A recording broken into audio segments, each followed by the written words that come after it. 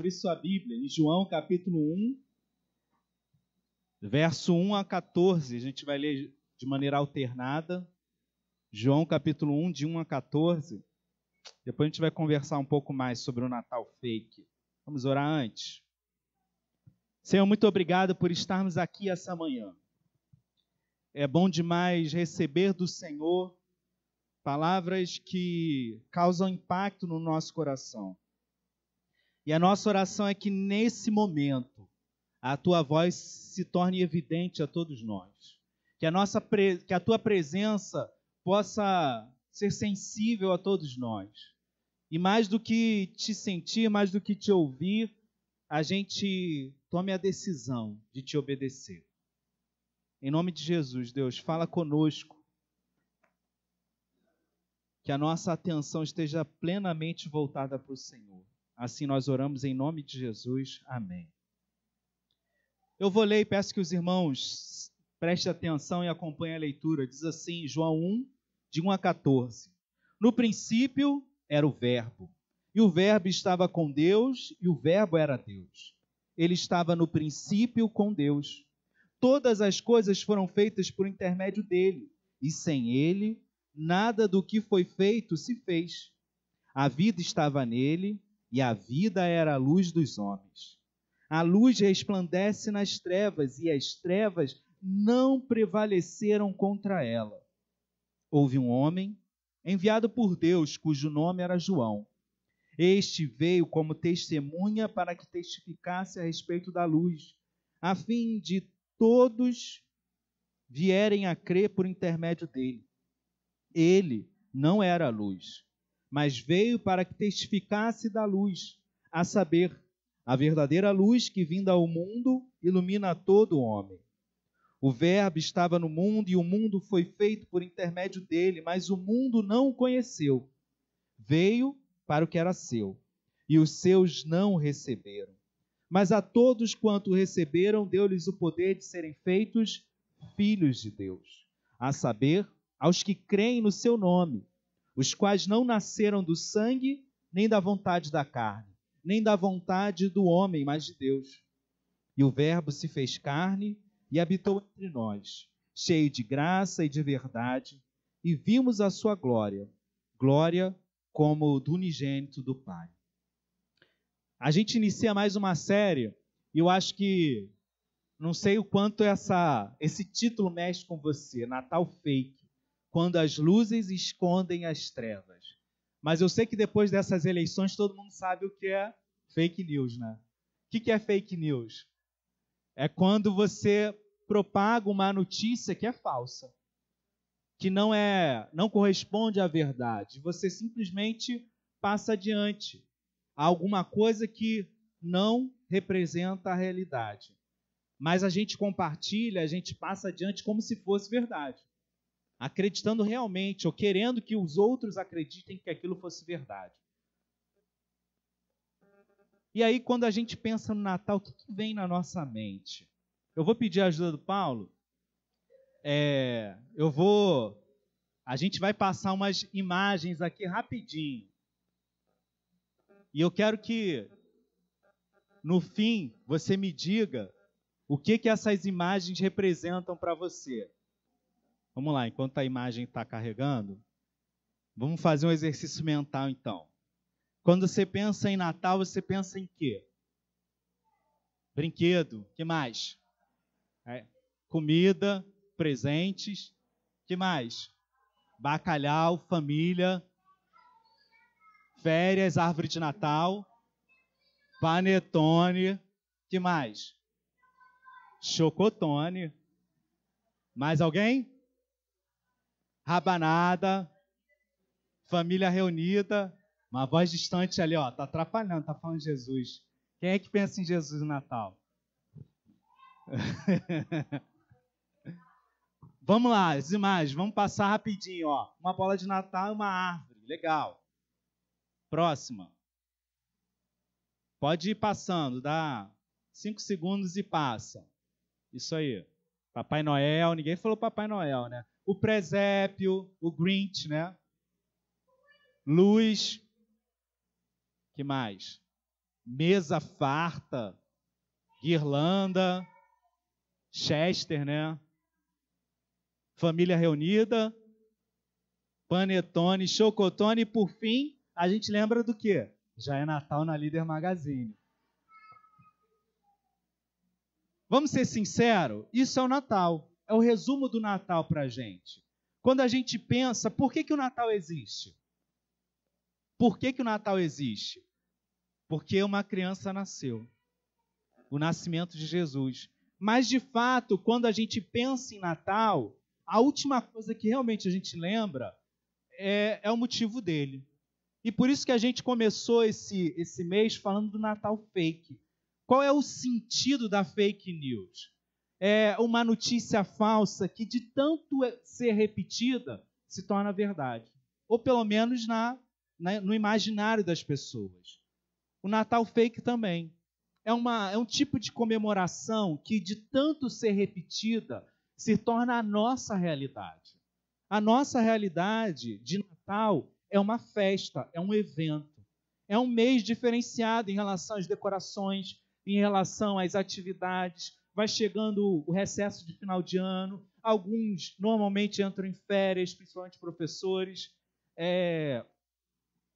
A época natalina lembra muitas coisas ao nosso coração.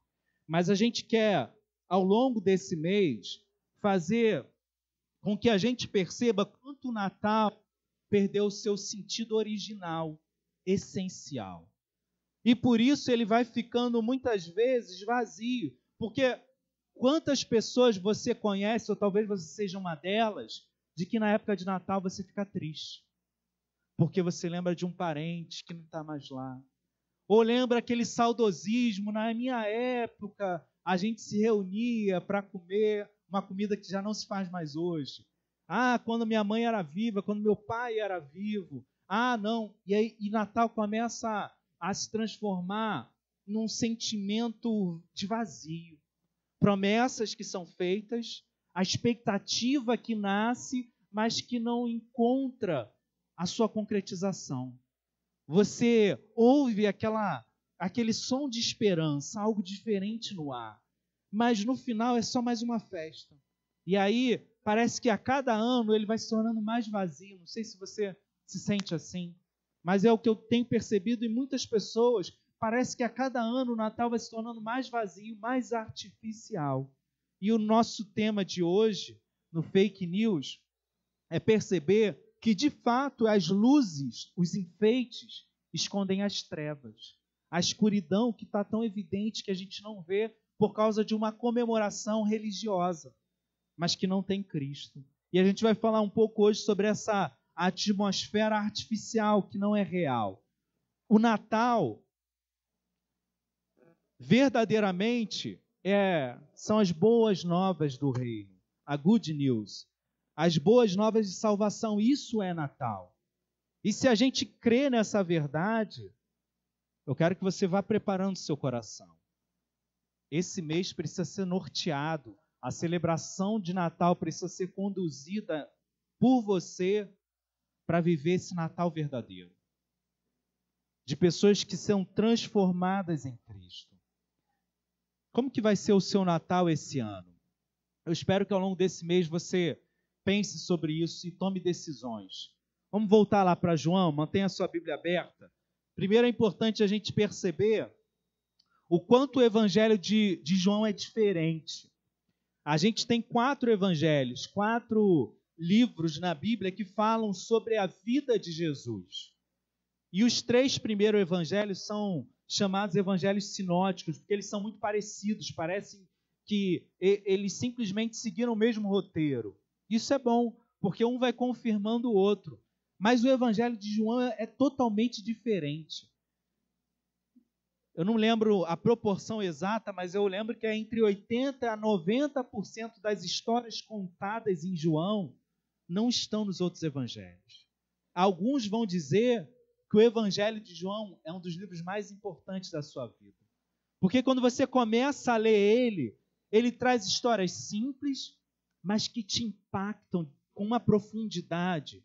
Você não precisa ser um teólogo ou alguém que tem anos de igreja para ler as histórias que João conta e ficar encantado com Deus que se fez homem, que andou no meio de nós e, através da sua vida, nos fez enxergar a bondade, o amor e a graça de Deus.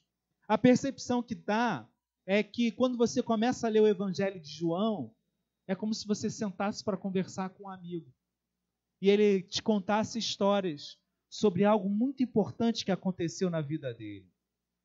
João escreve o seu Evangelho principalmente para combater uma ideia que crescia naquele tempo e estava destruindo a igreja, que era o gnosticismo, que atacava diretamente a divindade, não acreditava que Jesus era um Deus.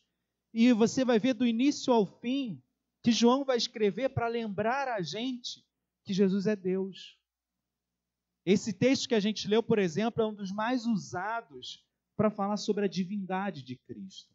Ele pode ser só um homem, um bom mestre, um grande profeta, mas se ele for só essas coisas, ele não consegue ser aquilo que de fato ele é. O Deus que morreu numa cruz para perdoar os nossos pecados. Por isso é tão importante a gente centrar nossa fé no Cristo que é Deus. E quando a gente pensa que o Natal só acontece porque Jesus nasceu, porque Ele é Deus e veio habitar no meio de nós, a gente pode abrir um parênteses aqui e entender que João está defendendo o Natal. Porque a tônica, o centro do Natal falso é justamente tirar Jesus do centro. Ele é alguém que faz parte do Natal, mas ele não é o Natal. E quando a gente revisita essas coisas e acredita que Jesus é Deus, ele começa a exigir para mim e para você que ele tem um papel central no nosso coração. Ele não pode ser só mais alguma coisa. Ele precisa estar no centro, porque ele é o Rei dos Reis, o Senhor dos Senhores. Ele é aquele que nos amou sem que a gente merecesse. E João começa o seu texto, o início do Evangelho, olha que interessante, todos os outros evangelhos começam a falar de genealogias e contam como Jesus nasceu. João vai direto ao assunto. Olha, existia no princípio, e aí quem conhece um pouquinho mais a Bíblia lembra de Gênesis. João está voltando lá para Gênesis, porque o texto de Gênesis, o primeiro livro da Bíblia, fala: no princípio, Deus criou os céus e a terra. E João está falando: no princípio era o verbo. E o verbo era o quê? Estava com Deus. Bota aqui para mim o texto, Paulo. Se o gnosticismo dizia que Jesus não era Deus, que ele era só uma força, só um Deus menor, João começa dizendo que desde o princípio, verbo, que era uma palavra muito comum para os gnósticos, e por isso João usa ela para falar de Jesus, no princípio era o verbo, e o verbo estava com Deus, e o verbo era Deus. Jesus não é qualquer coisa, ele está desde o início da criação, ele estava com Deus quando tudo foi criado, ele é um ser, como Deus é, que não teve início nem vai ter fim, ele sempre foi. Isso é Deus, é algo além da nossa compreensão, além da nossa definição.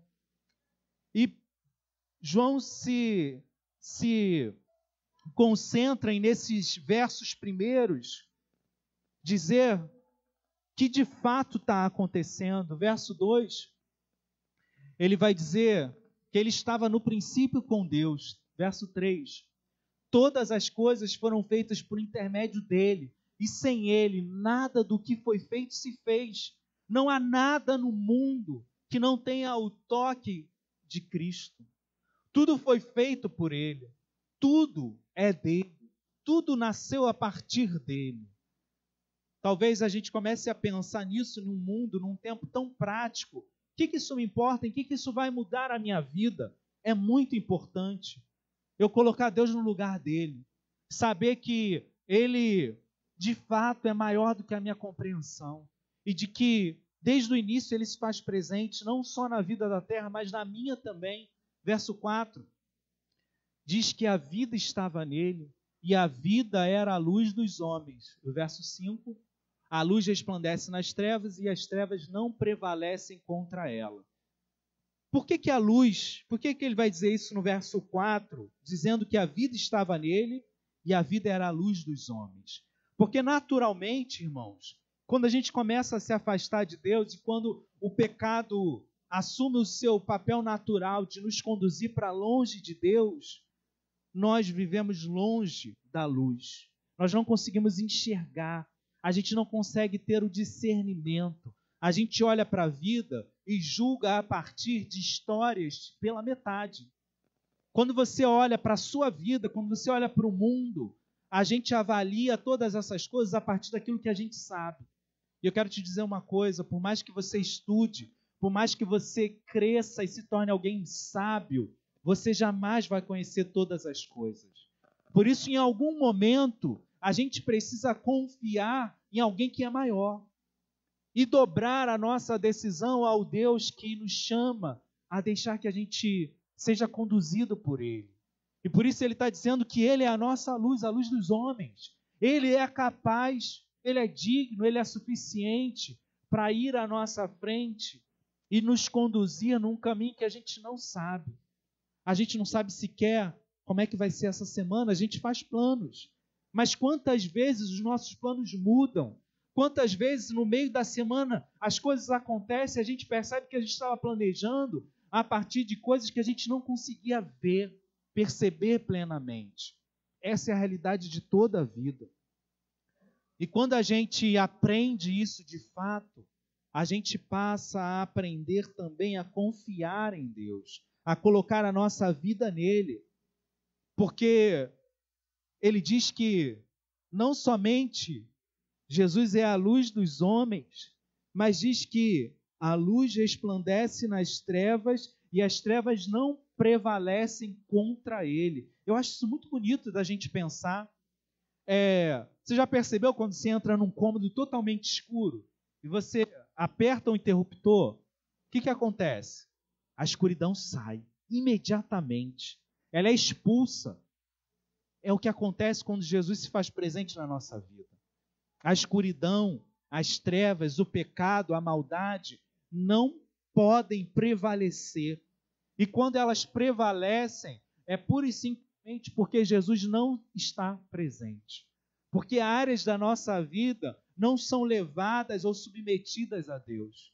E a gente continua tomando o controle delas, assumindo a direção, achando que a gente pode conduzir as coisas. Versos 6 a 9 diz o seguinte, a partir daí, João se dedica a falar do arauto de Cristo, que é o João Batista, não é o João que escreve o Evangelho. Ele diz assim, do verso 6 a 9, houve um homem enviado por Deus, cujo nome era João.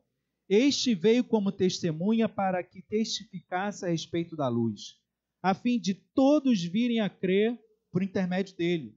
Ele não era a luz, mas veio para que testificasse da luz, a saber, a verdadeira luz que, vindo ao mundo, ilumina todo homem. Todos que vêm antes de Cristo podem ter contribuído e apontado alguma direção, os profetas, os grandes mestres, mas Jesus é a luz. Existe um antes e um depois, e Ele é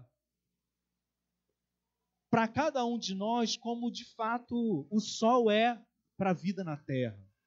Sem sol não haveria luz. Sem Cristo não há luz na nossa vida.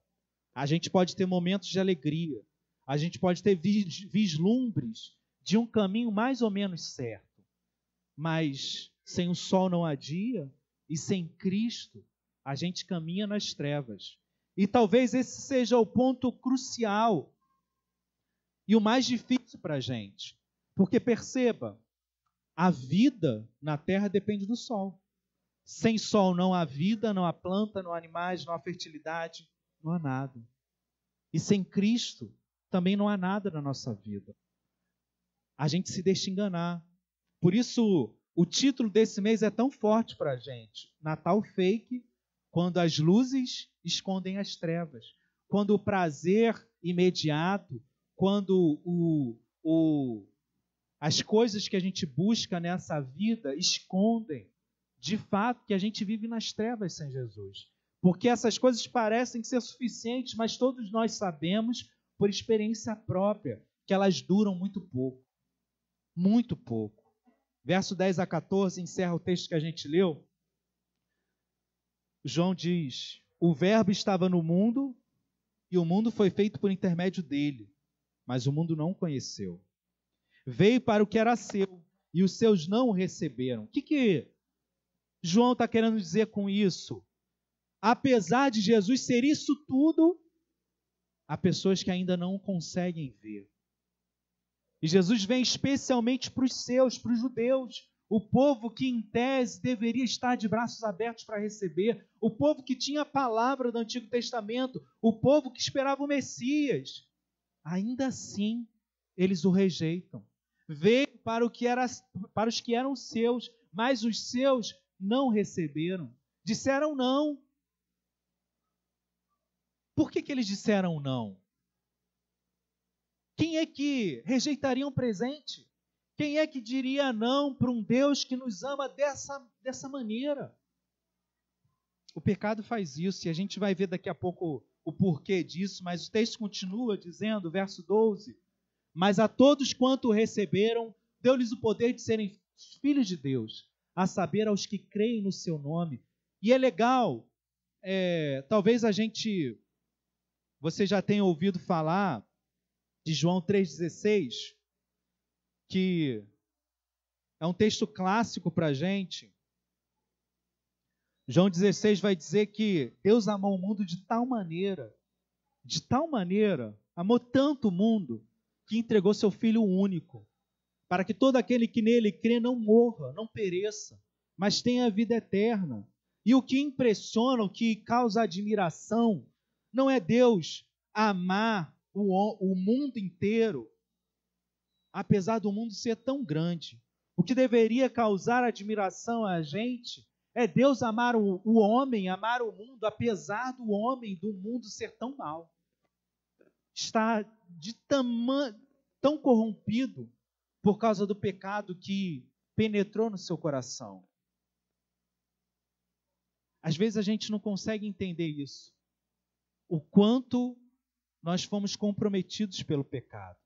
Quando você olha, por exemplo, as crianças já muito pequenas, você já vê o egoísmo. Às vezes fala assim, a criança é tão inocente, de fato é, porque ainda não caminhou como a gente num mundo mau, num mundo que te machuca, que revida o mal com o bem com o mal.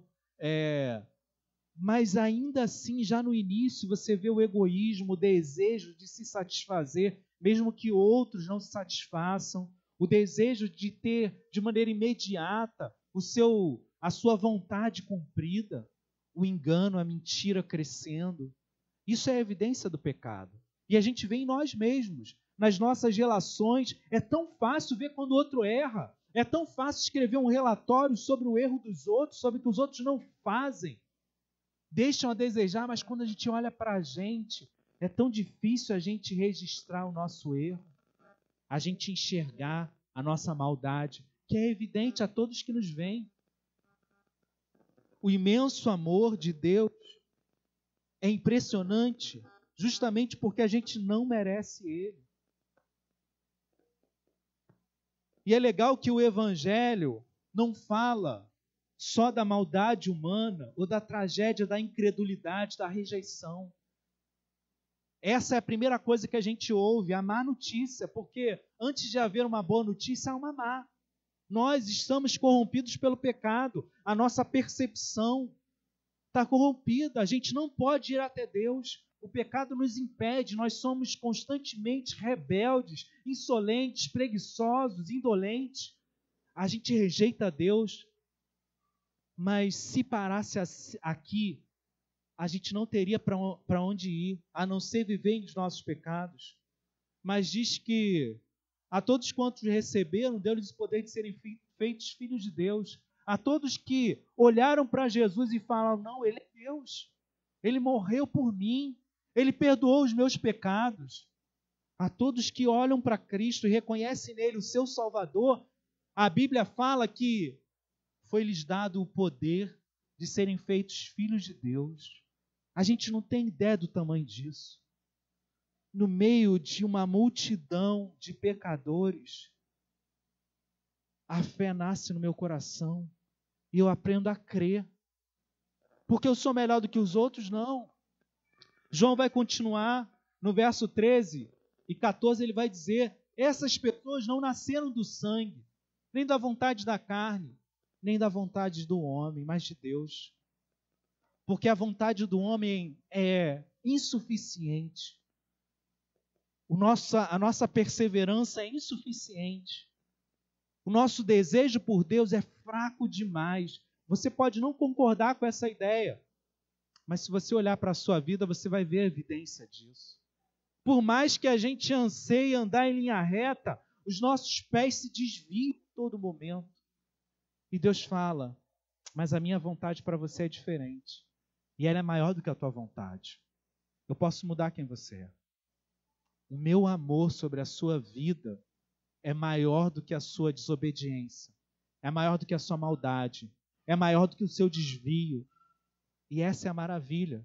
E João encerra dizendo que o Verbo se fez carne e habitou entre nós, cheio de graça, de verdade, e vimos a sua glória, a glória como o Filho único do Pai.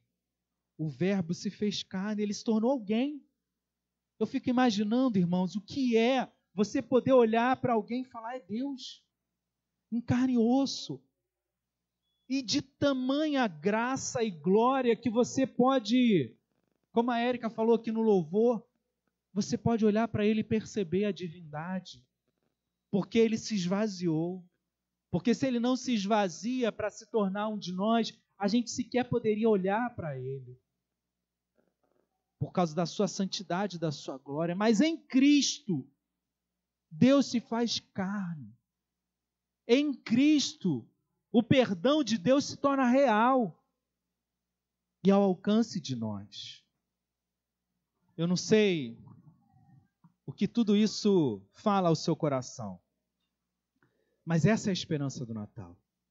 Essa é a verdadeira atmosfera que o Natal pode trazer. Se quando chega essa época, a gente percebe os sons da esperança, se quando chega esse tempo, a gente ouve o anúncio da bondade, de algo diferente, mas parece que a gente sempre morre na praia. Eu quero te dizer que você está seguindo na direção errada. Porque se ainda há um vazio no seu coração, por causa da promessa não cumprida, é porque você está ouvindo a promessa errada. Você está olhando na direção errada. No Natal, a grande notícia que a gente celebra não é que as nossas famílias vão se reunir, não é que a gente vai ter uma mesa farta, ou pelo menos não é só isso. Não é que a gente vai ganhar presentes, não é que a gente vai ouvir de novo os hinos de Natal, não é que a gente vai ter várias confraternizações na igreja, mas é aquela promessa de que, sabe a maldade do seu coração? Sabe quem você é hoje? Sabe esse trabalho mal acabado? Sabe as tentativas sempre frustradas? Isso não é o fim. Aquele que começou a boa obra em você, ele é fiel para terminá-la até o dia de Cristo Jesus. Ele se dispôs a trabalhar na sua vida. Ele se dispôs a te amar de tal maneira que a realidade, essa realidade de fé e de esperança, não é um evento, não é uma festa passageira, é algo duradouro. É algo que pode nos acompanhar o ano inteiro. Jesus nasceu e isso muda tudo. Deveria mudar na nossa vida. Será que a gente consegue entender? João conta o resumo dessa história para a gente. Ele veio para transformar a nossa escuridão. A verdadeira luz que, vindo ao mundo, ilumina todo o homem. O falso Natal é a fantasia de um evento, de uma festa familiar, de algo que acontece só no mês de dezembro. Mas a promessa real é de um Deus que é Salvador. Para encerrar, irmãos, para concluir, eu quero te perguntar, como é que anda a escuridão na sua vida? Como é que anda o seu coração no meio de tantos dissabores dessa vida? A gente passou um tempo de eleição que foi tão conturbado e para muitos já não há mais esperança para o Brasil. E aí a gente fica pensando que o quanto a gente depositou os dois lados, esperanças em um homem, em um partido, em um modelo de governar. E é óbvio que essas coisas fazem diferenças práticas na nossa vida, mas elas não são tudo. A nossa vida é maior do que isso. E a minha esperança precisa estar centrada no Cristo, que pode mudar quem eu sou e tudo ao meu redor, independente do mundo ao meu redor. Eu acho que no final, irmãos, sabe o que a gente faz? Vamos ser sinceros. O que a gente faz, na maioria das vezes, é tentar esconder a escuridão com as luzes de Natal. A gente bota o sorriso no rosto, a gente bota a nossa melhor roupa, a gente tira fotos bonitas, quando o nosso peito está destruído, quando a gente parece não conseguir carregar o peso que está dentro de nós, quando parece que nada faz sentido. Sabe qual é o problema? Vê se eu não estou certo nisso que eu vou dizer agora. Parece que apesar dessas coisas doerem muito, apesar da gente carregar esse peso imenso no nosso coração, esse é um lugar confortável, porque é um lugar conhecido. A gente fica onde está. A gente tem medo de dar passos radicais, ainda que seja o próprio Cristo que direcione a nossa vida e fala, olha, vá para lá, tome essa atitude, mude o seu coração. Apesar disso, a gente continua seguindo a nossa direção. Em João capítulo 3, versos 19 a 21, eu acho que é um encerramento perfeito para a gente. Olha o que o próprio João diz, parece que ele está continuando esse texto que a gente leu. Ele fala assim, o julgamento é esse. Jesus está falando, olha, depois de falar que Deus amou o mundo de tal maneira que que deu seu Filho único para que todo aquele que nele crê não morra, mas tenha vida eterna, Jesus fala assim, não sou eu que julgo o mundo. Não sou eu. Ele diz assim, verso 19 do capítulo 3, o julgamento é esse, que a luz veio ao mundo e os homens amaram mais as trevas que a luz, porque as suas obras eram más, pois todo aquele que pratica o mal aborrece a luz e não se chega para a luz, a fim de não serem arguidas as suas obras. Quem pratica a verdade aproxima-se da luz, a fim de que as suas obras sejam manifestas, porque feitas em Deus. No fundo, o texto diz, o julgamento é esse, que a luz veio ao mundo e os homens amaram mais as trevas do que a luz. No fundo, as trevas têm o seu lado confortável. A gente se esconde lá. Lá a gente pode dar vazão aos nossos desejos. Lá a gente não é exigido a dar passos, a subir degraus, a ser melhor. Lá a gente pode ser qualquer coisa, ainda que essas coisas nos destruam. E dói, e machuca, e envergonha sair das trevas. Porque sair das trevas significa ir para a luz, significa ser visto como você é, significa viver sem disfarces, assumir a sua posição de pecador, ainda que seja um pecador que está caminhando. Eu quero te dizer, essa manhã, que é necessário deixar a luz nos iluminar.